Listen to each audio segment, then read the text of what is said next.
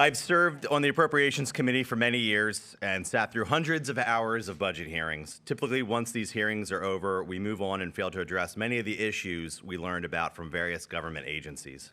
As chairman of the House Republican Committee, I want to see this trend reversed and provide the taxpayers of Pennsylvania with return on their investment in these hearings, which is why we're here today and to unveil the Back to Basics plan.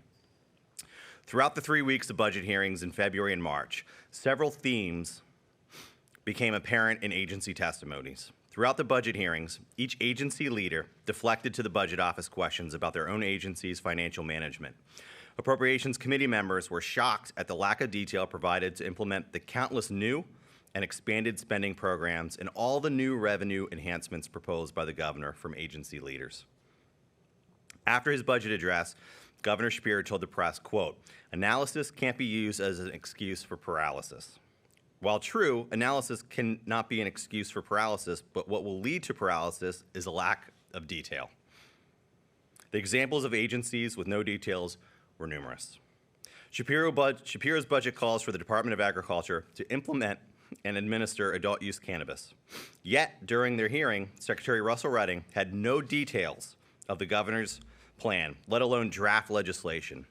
Just as concerning, the Department of Health, Drug and Alcohol Programs, and even the state police haven't seen the adult use cannabis plan either. Another example was the Department of Community and Economic Development, who will be responsible for implementing the $500 million PA sites bond. Yet, Secretary Rick Seiger had no details of the plan or the overall cost to the taxpayers. Even worse, not only did some agencies show how unprepared they were to implement the new programs proposed by the governor, but clearly demonstrated they are failing to perform even the basic government functions. The most egregious example is the Department of Aging. During their budget hearing, Department of Aging Secretary Jason Kovulich could provide no details on a new $11.7 million appropriation entitled Aging Our Way PA. It was also revealed that the department still has a staggering number of unresolved reports of abuse or neglect of seniors. Investigating potential abuse of seniors is a core function of the Department of Aging. How can you take on more responsibilities when you can't do the basics? That's why we're here today to discuss Back to Basics. Our committee kept notes of every agency's testimony, their budget requests, and the results of the past year under the Shapiro administration. We have drafted 12 pieces of legislation and identified 2 existing bills as action items we can do right now to assist the Shapiro administration in getting back to basics. I'm excited today to share these bills with you, and we'll start with zero-based budgeting by Representative Dawn Keefer. Good morning. When I first started in the House in 2017, my first budget was just under $32 billion. The budget we passed last year was in excess of $45 billion, and the one proposed for this fiscal year is in excess of $48 billion. Each year, the House budget has their budget hearings, and agencies without fail, they just lobby for more money, along with new and expanded programs. Few, if any, offer any ideas on how to curb spending or cut or even eliminate programs that aren't effective anymore. This year was no exception. It continued on, as the chairman just spoke of. Agencies presented their bottomless wish list, making the case for additional spending with an assumption of the prior year's spending was a given. This must end. Insanity is doing the same thing over and over again and expecting different results. But that's just what we do. That's why for the past 3 legislative sessions, I have sponsored legislation called zero-based budgeting. And what is zero-based budgeting? Every agency starts their budgets from zero, and they build from there. They have to align the agencies, determine what their core purpose and mission is, and then they have to align the agency's each action with those core missions, assess what their needs are, their costs, and the efficacy of each program that they have. The budgets are then built around that, those identified needs aligning with that agency's purpose and core mission for the upcoming fiscal year. House Bill 1133, my zero-based budgeting bill, does specifically the following. A description of the agency's activities and justification for the existence of each activity by specifically referencing the statute or legal authority for the activity, because we often have agencies promoting or advocating for things that are far beyond their scope. A quantitative assessment of any adverse impacts that could reasonably be expected should the activities be discontinued, together with a full description of the methods by which the adverse impact is estimated. And an itemized account of expenditures that would be required to maintain the agency activity at minimum level of service required by the statutory authority, together with the concise statement of the quantity and quality of services required at that minimum level.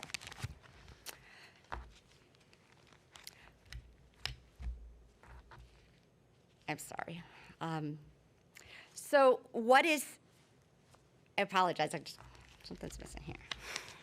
So let's go back to move this forward. What is Shapiro's view of zero-based budgeting? So when Shapiro was the county commissioner chairman in Montgomery County, he took part in an interview with the Philadelphia citizens on zero-based budgeting. Why? Because he had implemented zero-based budgeting at in his administration.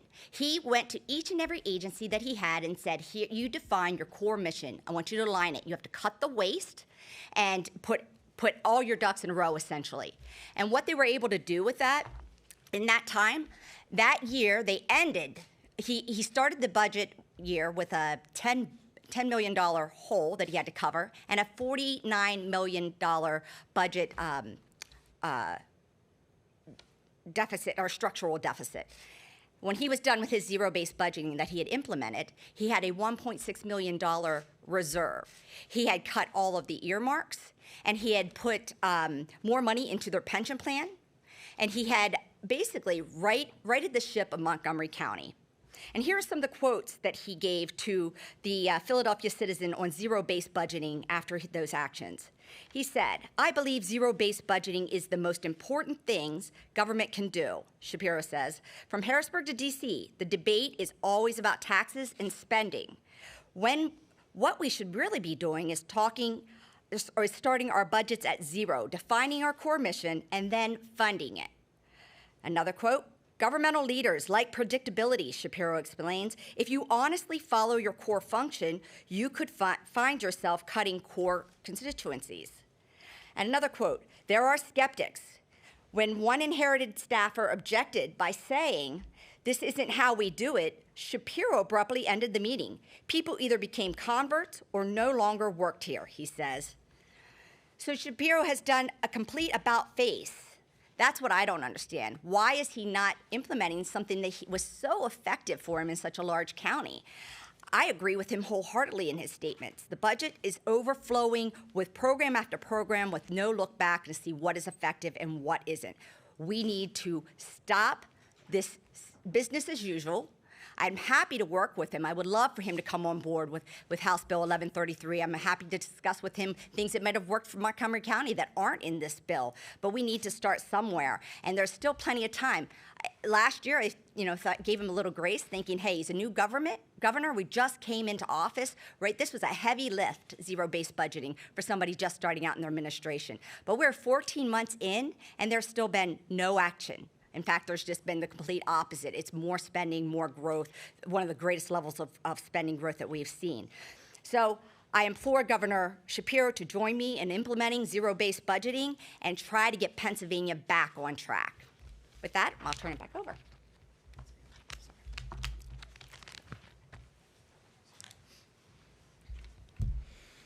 Good morning. I'm here today to discuss the Robert Rafe Act, otherwise known as HB 537, addressing a very real and sad issue going on across the state of Pennsylvania with our most vulnerable seniors. Time and again, I hear the horror stories of mistreatment in our nursing homes, especially those with Alzheimer's and dementia. The previous pandemic exacerbated the situation with the loss of adequate staffing, which in turn led to high burnout rates, and those adequate staffing, high burnout rates for those that remain. Serious mistakes were made. Mistreatment of our senior loved ones occurred at a higher level, and disturbing situations were overlooked. Robert Rafe was diagnosed with Alzheimer's, but led a very active lifestyle with a very regimented routine. In November 2019, he had injured his leg and was sent to Gracedale, which is a county nursing home in Northampton County, for short-term rehab, which was expected to take about 2 weeks to spend there. I held a hearing with Mrs. Rafe, and she testified that the staff would not give him a menu. They had no idea what meds he was on. He was not allowed out of bed, and he wasn't getting therapy. In December 2019, the Department of Health was called, and to my knowledge, there's nothing seen anywhere that shows communication back to the Department of Aging.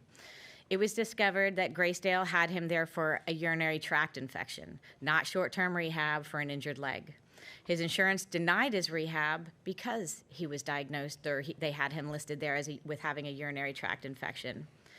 And in just 2 weeks, Bob lost approximately 30 pounds, and they moved him to a long-term care and insisted to his wife that he could not be transferred despite having all the services set up for him at home. How does this happen? These mistakes, no doubt, were directly related to the subsequent decline. Senior nursing home residents commonly sit in urine-soaked bedding for extended periods of time with a lingering smell that could burn your eyes and take your breath away.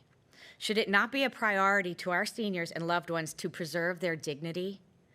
Due to the lack of staffing, it was widely known that the Alzheimer's and dementia patients were fed last because, as they stated, they didn't know any better. Time and time again, witnesses watched staff eat patients' food. In just 1 month at being at Gracedale, Bob had declined to the point that he now needed to be hospitalized for kidney failure for lack of fluids, despite the fact that the family was bringing in fluids for him and the pleas to the staff at the nursing home to make sure that he was hydrated. This continuous neglect tragically led to his ultimate demise. This is just one instance of many that I've been hearing taking place across the state of Pennsylvania. Although some of these issues are being addressed in subsequent bills, nevertheless, it is all part of an overall problem that we are addressing. Wouldn't you be outraged if this was the treatment of your mother or father, brother or sister? This is a violation against humanity. Would you not demand the best possible care for your loved one? Would it not be so simple to just make sure that the Departments of Health, Aging, and Human Services have a reciprocating communication loop to make sure that even though the Department of Health may not find a violation, that the Department of Aging can investigate any reports to make sure that there is no elder abuse or neglect? That is what the Robert Rafe Act will do. Close the communication loop so that everyone is on the same page and no one falls between the cracks. Currently, any allegations of abuse must be investigated by the local area agencies on aging within 72 hours of an allegation being made. Allegations of abuse made to the AAA or Department of Aging are required to be communicated to the Department of Health to ensure the alleged abuser is compliant with all regulatory requirements. However, the Department of Health is not statutorily required to reciprocate such communication to the Department of Aging if an abuse of allegation is brought forth to the Department of Health. This creates confusion in the system, and where there is confusion, there's miscommunication. Because of this, I have since introduced HB 537, which codifies regulation that requires any report of abuse brought forth to the Department of Health or Department of Human Services, and it must be shared with the Department of Aging and local AAAs for investigation for the sole purpose of shining a light on this issue and many others like it, to facilitate conversations with all the parties involved to better understand what exactly went wrong and what we need to do to prevent this in the future. This is unfortunately not a one-off issue. Cases of elder abuse are prevalent across the state and the country, and many of which go unreported. We can and should do better to further protect the most vulnerable in this Commonwealth. And now I would like to introduce Representative Kristin Marcell.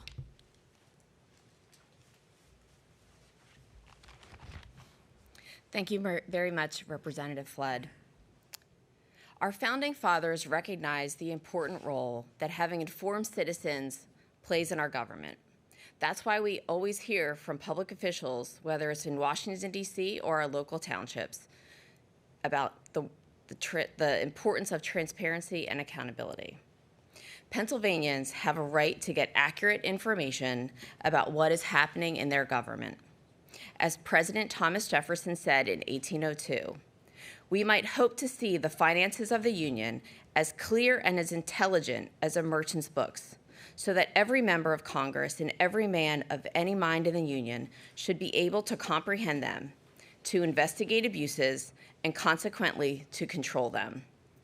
In that same spirit of transparency and accountability today, we take a significant step forward with our legislative agenda focused on enhancing accountability and oversight within the Pennsylvania Housing Finance Agency. It's come to our attention that the PHFA has not undergone a thorough audit in recent memory, a situation that raises concerns about the transparency and effectiveness of its operations, especially given its failures during the COVID-19 pandemic. For example, in 2020, the PHFA was tasked with distributing $175 million in rent and mortgage assistance. Of that money, only $54 million was dispersed to homeowners and renters around the Commonwealth. In 2021, the PHFA was appropriated $350 million from the American Rescue Plan to create the Homeowners Assistance Grant Program. The program was shut down for more than a year due to technical issues between the PHFA and a vendor. When we allocate critical funds to support Pennsylvanians in crisis, we must have confidence PHFA is distributing those funds appropriately and timely. Our proposal mandates annual audits of the PHFA by the Pennsylvania Auditor General, ensuring that the programs and funds managed by the agency are utilized with the utmost integrity. Under Governor Shapiro's budget proposal, he intends to expand the responsibility of the PHFA by increasing the Housing Affordability and Rehabilitation Enhancement Fund annual cap to $100 million by fiscal year 27-28. We cannot, in good faith, authorize an increase for PHFA until we ensure the proper safeguards are put in place. As we move forward, I urge my colleagues and the public to recognize the importance of this initiative. It's about safeguarding the interests of Pennsylvania taxpayers and ensuring that our efforts to support those in need are as effective and transparent as possible. Thank you, and now I will return the podium back to Chairman Grove for some closing remarks. Thank you. It's also great to highlight the exceptional work of a couple of our members who on the Appropriations Committee. As you heard, some heartfelt stories of the real impacts of failure of government. Before the General Assembly considers funding $2.5 billion in new and expanded government programs, as Governor Shapiro has proposed in his 24-25 budget, we must ensure agencies can perform their basic functions. These ideas are things that can be done right now. Many of these ideas don't need legislation, and if agencies were performing their basic jobs, we wouldn't even need to propose bills to require them to do so. Other pieces of legislation we're looking at include requiring the Department of Aging to post non-compliant area on agent AAA's list and corrective action plans on its website by Representative Schmidt. Require a local area agency at AAA to request information surrounding the cause of death from county coroners of an individual who was the subject of an elder abuse investigation, also by Representative Schmidt. Require the Department of Corrections to undergo an audit by the Office of the State Inspector General for financial and operational deficiencies by Representative Mako. Require all agencies to notify and reflect federal and state audits in their budget materials to the General Assembly and the Governor's Budget Office by Representative Cabell. Authorize the Legislative and Budget Finance Committee to review all 800 Department of Environmental Protection permits for effectiveness and make recommendations on which permits should be eliminated or combined by Representative Struzzi. Require the Office of Administration to advertise open government positions on government websites for individuals seeking employment or welfare to work programs offered by myself. PA Jobs will take the Commonwealth's existing controlled structure of the Pennsylvania liquor system and would allow for the acquisition of the system's assets to a private, nonprofit, quasi-public corporation. The nonprofit, quasi-public corporation will become a strong private-public partnership with the Commonwealth, and the net profits after all the other obligations are paid will go directly to grants for economic development activity distributed by the Commonwealth Financing Agency by Representative Mihalik. If we want to compete with Ohio, that's how they did their economic development plan, and we can follow suit. If Governor Shapiro is serious about it, that's the path forward.